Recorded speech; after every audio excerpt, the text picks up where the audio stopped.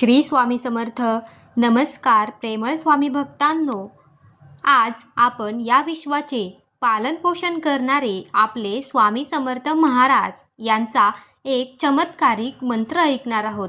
हा मंत्र अतिशय लहान परंतु तितकाच चमत्कारिक आणि शक्तिशाली असणार आहे. या मंत्राला धन आकर्षित करणे किंवा पैसा आकर्षित करणे असेही म्हणतात. प्रिय भक्तांनो, तुम्हाला एक विनंती आहे की तुम्ही हा मंत्र वेळात वेळ काढून शेवटपर्यंत नक्की ऐका. या 15 मिनिटाच्या मंत्रामध्ये तुम्ही तुमच्या आयुष्यात सर्व काही मिळवू शकता. अनेक लोक वेगवेगळ्या ठिकाणी खूप त्रास सहन असतात परंतु त्यांना यश मिळत नाही.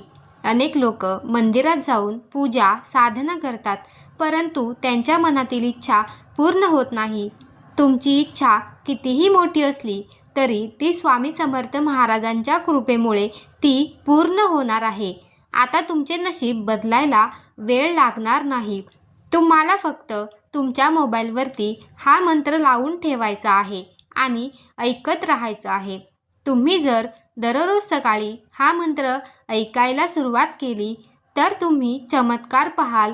तुमचा दिवस कसा शुभ होईल. तुमच्या जीवनामध्ये येणारे सर्व अडथळे दूर होतील. फक्त या व्हिडिओमध्ये उच्चारलेला मंत्र ऐकायचा आहे. यामुळे स्वामी समर्थ महाराजांचा आशीर्वाद सदैव तुमच्यावर राहील. प्रिय भक्तांनो, एकदा विश्वास ठेवून तर पहा, तुमचे चांगले दिवस येणार आहेत. तुमची सर्व स्वप्न पूर्ण होणार आहेत. फक्त या मंत्राकडे दुर्लक्ष करू नका. तुमचे घर सदैव धनसंपत्तीने भरलेले राहील. घरामध्ये सुख शांती आणि समृद्धी येईल. कुटुंबात सदैव आनंदाचे वातावरण राहील. तुमच्यावरती असलेला कर्जाचा डोंगर कधी कमी होईल हे तुम्हाला कळणारही नाही. हे सर्व चमत्कार फक्त एका मंत्रामुळे घडू शकतात. भक्तांनो, तुम्हाला ही संपत्तीची सर्वोच्च पातळी गाठायची असेल तर आजचा हा मंत्र तुम्ही जरूर ऐकावा. मनातील पैशासंबंधी इच्छा पूर्ण होण्यासाठी, तुमच्या घरात सुख समृद्धी येण्यासाठी दिवसातून एकदा तुमच्या मोबाईलवरती हा मंत्र लावून ठेवा.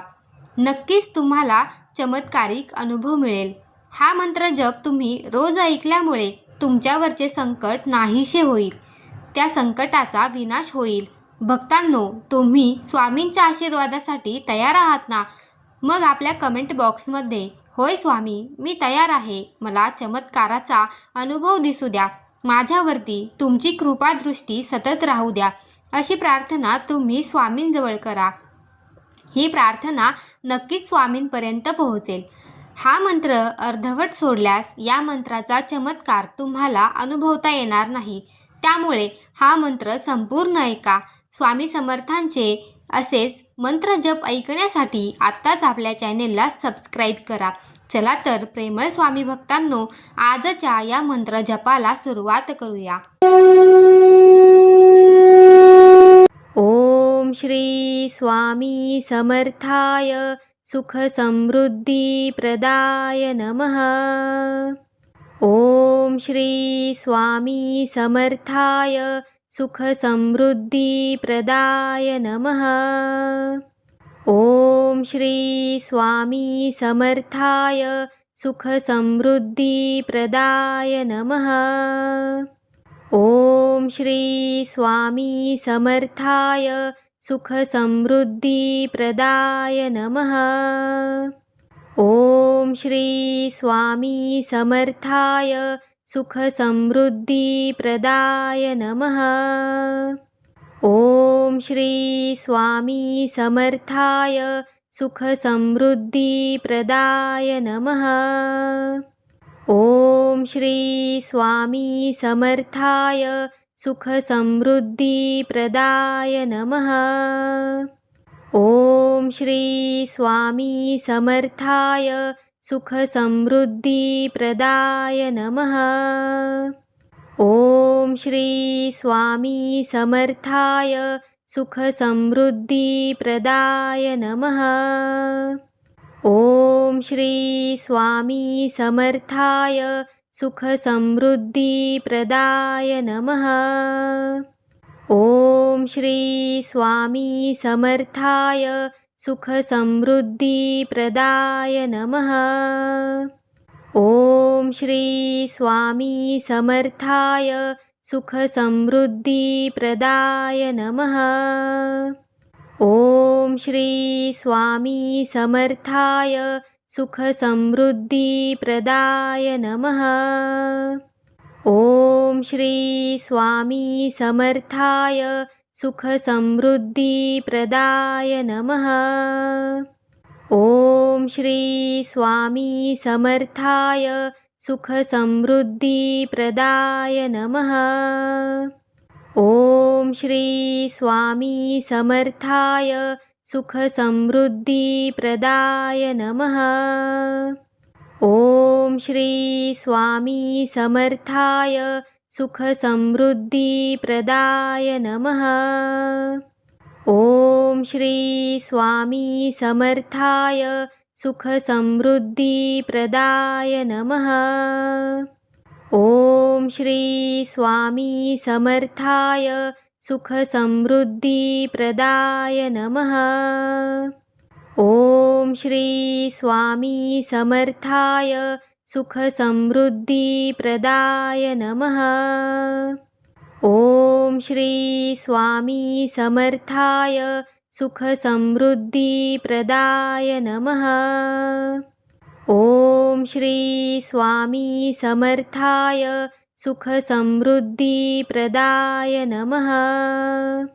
ओम श्री स्वामी समर्थाय सुख समृद्धी प्रदाय नमः। ओम श्री स्वामी समर्थाय सुख समृद्धी प्रदाय नमः। ओम श्री स्वामी समर्थाय सुख समृद्धी प्रदाय नमः। ओम श्री स्वामी समर्थाय सुख समृद्धी प्रदाय नमः। ओम श्री स्वामी समर्थाय सुख समृद्धी प्रदाय नमः।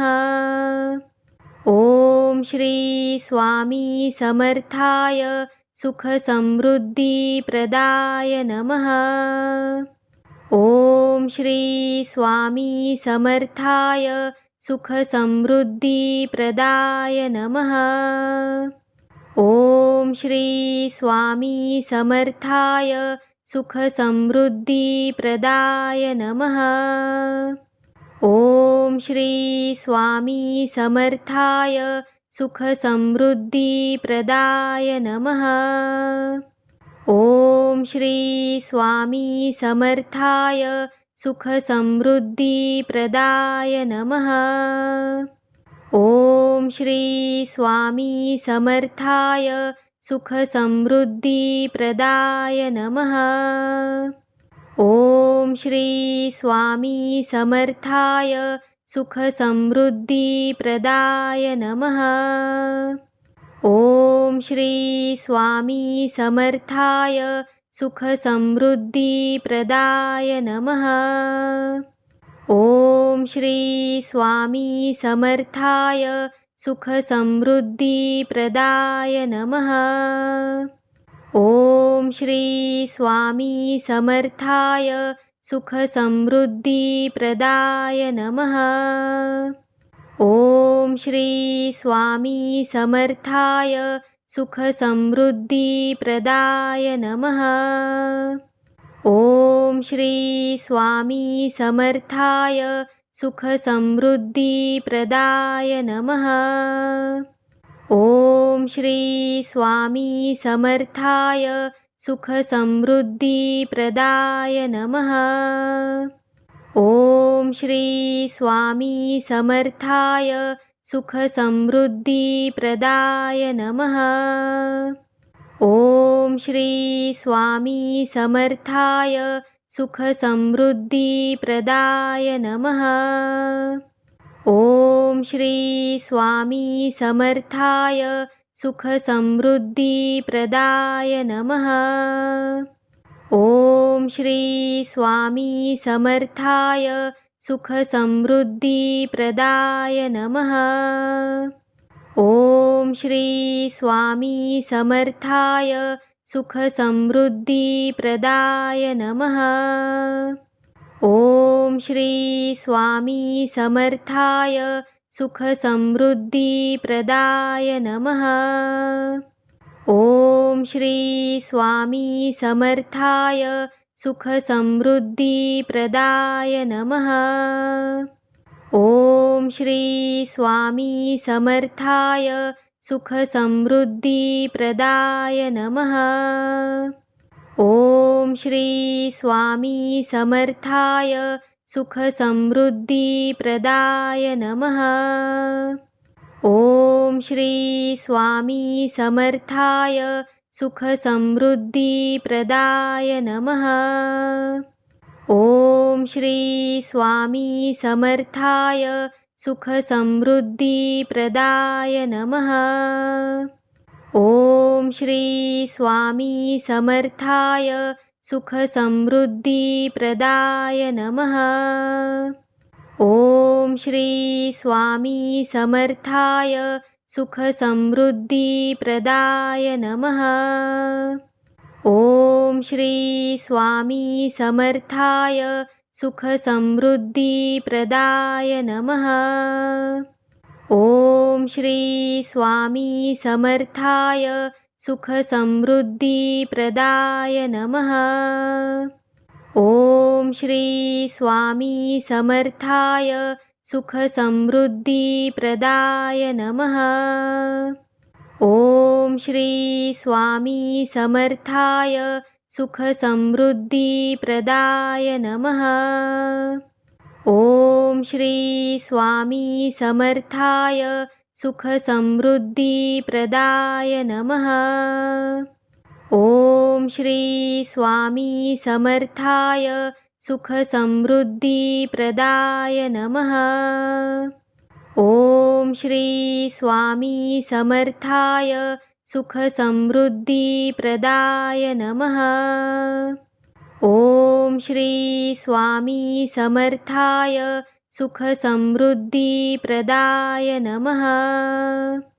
ॐ श्री स्वामी समर्थाय सुखसमृद्धिप्रदाय नमः। ॐ श्री स्वामी समर्थाय सुखसमृद्धिप्रदाय नमः। ॐ श्री स्वामी समर्थाय सुखसमृद्धिप्रदाय नमः। ॐ श्री स्वामी समर्थाय सुखसमृद्धिप्रदाय नमः। ॐ श्री स्वामी समर्थाय सुखसमृद्धिप्रदाय नमः। ॐ श्री स्वामी समर्थाय सुखसमृद्धिप्रदाय नमः। ॐ श्री स्वामी समर्थाय सुखसमृद्धिप्रदाय नमः। ॐ श्री स्वामी समर्थाय सुखसमृद्धिप्रदाय नमः। ॐ श्री स्वामी समर्थाय सुखसमृद्धिप्रदाय नमः। ॐ श्री स्वामी समर्थाय सुखसमृद्धिप्रदाय नमः। ॐ श्री स्वामी समर्थाय सुखसमृद्धिप्रदाय नमः। ॐ श्री स्वामी समर्थाय सुखसमृद्धिप्रदाय नमः। ॐ श्री स्वामी समर्थाय सुखसमृद्धिप्रदाय नमः। ॐ श्री स्वामी समर्थाय सुखसमृद्धिप्रदाय नमः। ॐ श्री स्वामी समर्थाय सुखसमृद्धिप्रदाय नमः। ॐ श्री स्वामी समर्थाय सुखसमृद्धिप्रदाय नमः। ओम श्री स्वामी समर्थाय सुख समृद्धी प्रदाय नमः। ओम श्री स्वामी समर्थाय सुख समृद्धी प्रदाय नमः। ओम श्री स्वामी समर्थाय सुख समृद्धी प्रदाय नमः। ओम श्री स्वामी समर्थाय सुख समृद्धी प्रदाय नमः। ओम श्री स्वामी समर्थाय सुख समृद्धी प्रदाय नमः। ओम श्री स्वामी समर्थाय सुख समृद्धी प्रदाय नमः। ओम श्री स्वामी समर्थाय सुख समृद्धी प्रदाय नमः। ओम श्री स्वामी समर्थाय सुख समृद्धी प्रदाय नमः। ओम श्री स्वामी समर्थाय सुख समृद्धी प्रदाय नमः। ओम श्री स्वामी समर्थाय सुख समृद्धी प्रदाय नमः। ओम श्री स्वामी समर्थाय सुख समृद्धी प्रदाय नमः। ओम श्री स्वामी समर्थाय सुख समृद्धी प्रदाय नमः। ओम श्री स्वामी समर्थाय सुख समृद्धी प्रदाय नमः। ओम श्री स्वामी समर्थाय सुख समृद्धी प्रदाय नमः। ओम श्री स्वामी समर्थाय सुख समृद्धी प्रदाय नमः। ओम श्री स्वामी समर्थाय सुख समृद्धी प्रदाय नमः। ओम श्री स्वामी समर्थाय सुख समृद्धी प्रदाय नमः। ओम श्री स्वामी समर्थाय सुख समृद्धी प्रदाय नमः। ओम श्री स्वामी समर्थाय सुख समृद्धी प्रदाय नमः। ओम श्री स्वामी समर्थाय सुख समृद्धी प्रदाय नमः। ओम श्री स्वामी समर्थाय सुख समृद्धी प्रदाय नमः। ओम श्री स्वामी समर्थाय सुख समृद्धी प्रदाय नमः। ओम श्री स्वामी समर्थाय सुख समृद्धी प्रदाय नमः। ओम श्री स्वामी समर्थाय सुख समृद्धी प्रदाय नमः। ओम श्री स्वामी समर्थाय सुख समृद्धी प्रदाय नमः। ओम श्री स्वामी समर्थाय सुख समृद्धी प्रदाय नमः। ओम श्री स्वामी समर्थाय सुख समृद्धी प्रदाय नमः। ओम श्री स्वामी समर्थाय सुख समृद्धी प्रदाय नमः। ओम श्री स्वामी समर्थाय सुख समृद्धी प्रदाय नमः। ओम श्री स्वामी समर्थाय सुख समृद्धी प्रदाय नमः।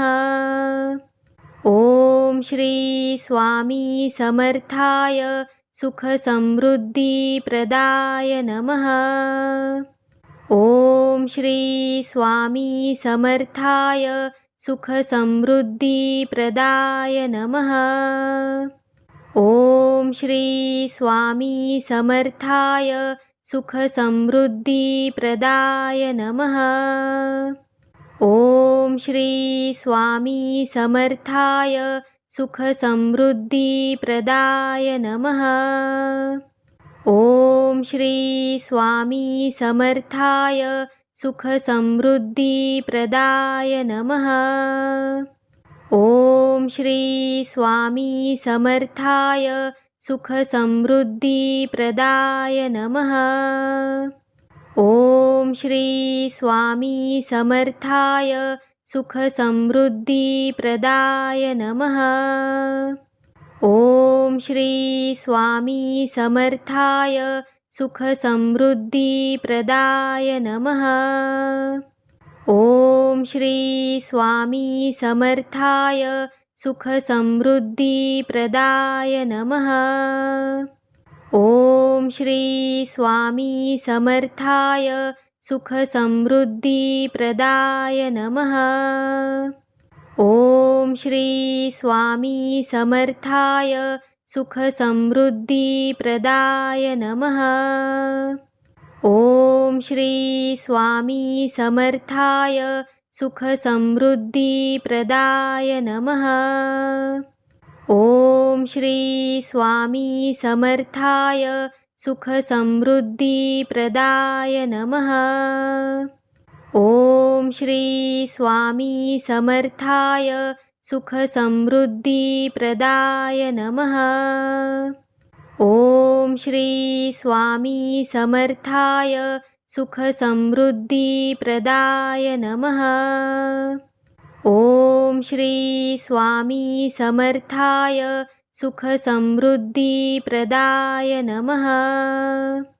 ॐ श्री स्वामी समर्थाय सुखसमृद्धिप्रदाय नमः। ॐ श्री स्वामी समर्थाय सुखसमृद्धिप्रदाय नमः। ॐ श्री स्वामी समर्थाय सुखसमृद्धिप्रदाय नमः। ॐ श्री स्वामी समर्थाय सुखसमृद्धिप्रदाय नमः। ॐ श्री स्वामी समर्थाय सुखसमृद्धिप्रदाय नमः। ॐ श्री स्वामी समर्थाय सुखसमृद्धिप्रदाय नमः। ॐ श्री स्वामी समर्थाय सुखसमृद्धिप्रदाय नमः। ॐ श्री स्वामी समर्थाय सुखसमृद्धिप्रदाय नमः।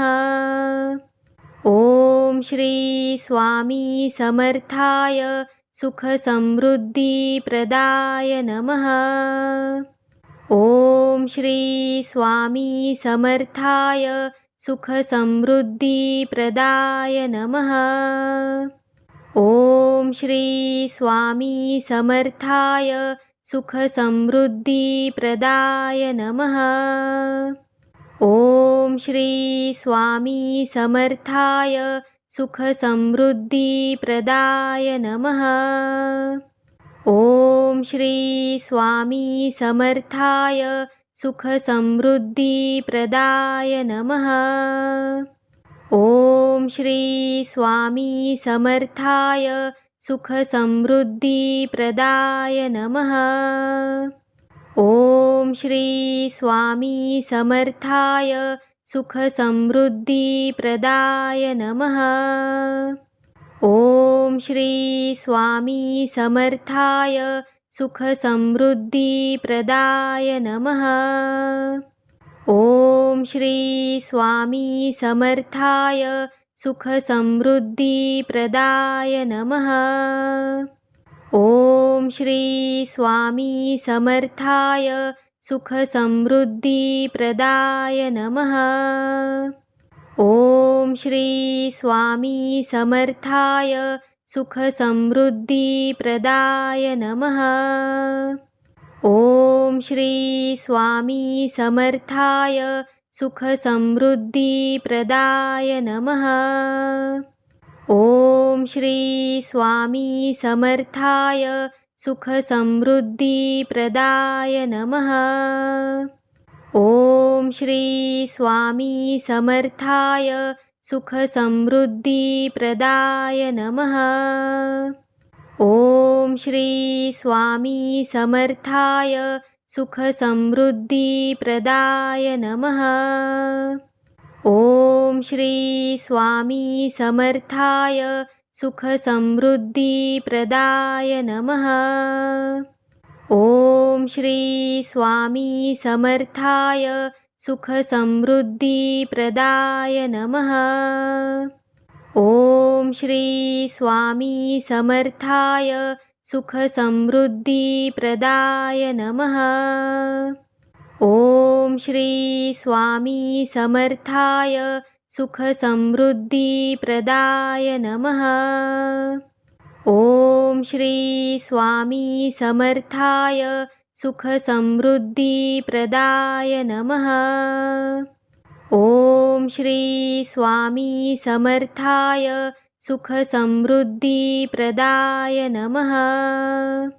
ओम श्री स्वामी समर्थाय सुख समृद्धी प्रदाय नमः। ओम श्री स्वामी समर्थाय सुख समृद्धी प्रदाय नमः। ओम श्री स्वामी समर्थाय सुख समृद्धी प्रदाय नमः। ओम श्री स्वामी समर्थाय सुख समृद्धी प्रदाय नमः। ओम श्री स्वामी समर्थाय सुख समृद्धी प्रदाय नमः। ओम श्री स्वामी समर्थाय सुख समृद्धी प्रदाय नमः। ओम श्री स्वामी समर्थाय सुख समृद्धी प्रदाय नमः। ओम श्री स्वामी समर्थाय सुख समृद्धी प्रदाय नमः। ओम श्री स्वामी समर्थाय सुख समृद्धी प्रदाय नमः। ओम श्री स्वामी समर्थाय सुख समृद्धी प्रदाय नमः। ओम श्री स्वामी समर्थाय सुख समृद्धी प्रदाय नमः। ओम श्री स्वामी समर्थाय सुख समृद्धी प्रदाय नमः। ओम श्री स्वामी समर्थाय सुख समृद्धी प्रदाय नमः। ओम श्री स्वामी समर्थाय सुख समृद्धी प्रदाय नमः। ओम श्री स्वामी समर्थाय सुख समृद्धी प्रदाय नमः। ओम श्री स्वामी समर्थाय सुख समृद्धी प्रदाय नमः। ओम श्री स्वामी समर्थाय सुख समृद्धी प्रदाय नमः। ओम श्री स्वामी समर्थाय सुख समृद्धी प्रदाय नमः। ओम श्री स्वामी समर्थाय सुख समृद्धी प्रदाय नमः। ओम श्री स्वामी समर्थाय सुख समृद्धी प्रदाय नमः। ओम श्री स्वामी समर्थाय सुख समृद्धी प्रदाय नमः। ओम श्री स्वामी समर्थाय सुख समृद्धी प्रदाय नमः। ओम श्री स्वामी समर्थाय सुख समृद्धी प्रदाय नमः। ओम श्री स्वामी समर्थाय सुख समृद्धी प्रदाय नमः। ओम श्री स्वामी समर्थाय सुख समृद्धी प्रदाय नमः। ओम श्री स्वामी समर्थाय सुखसमृद्धिप्रदाय नमः। ॐ श्री स्वामी समर्थाय सुखसमृद्धिप्रदाय नमः। ॐ श्री स्वामी समर्थाय सुखसमृद्धिप्रदाय नमः। ॐ श्री स्वामी समर्थाय सुखसमृद्धिप्रदाय नमः। ॐ श्री स्वामी समर्थाय सुखसमृद्धिप्रदाय नमः। ॐ श्री स्वामी समर्थाय सुखसमृद्धिप्रदाय नमः। ॐ श्री स्वामी समर्थाय सुखसमृद्धिप्रदाय नमः। ॐ श्री स्वामी समर्थाय सुखसमृद्धिप्रदाय नमः। ॐ श्री स्वामी समर्थाय सुखसमृद्धिप्रदाय नमः। ॐ श्री स्वामी समर्थाय सुखसमृद्धिप्रदाय नमः। ॐ श्री स्वामी समर्थाय सुखसमृद्धिप्रदाय नमः।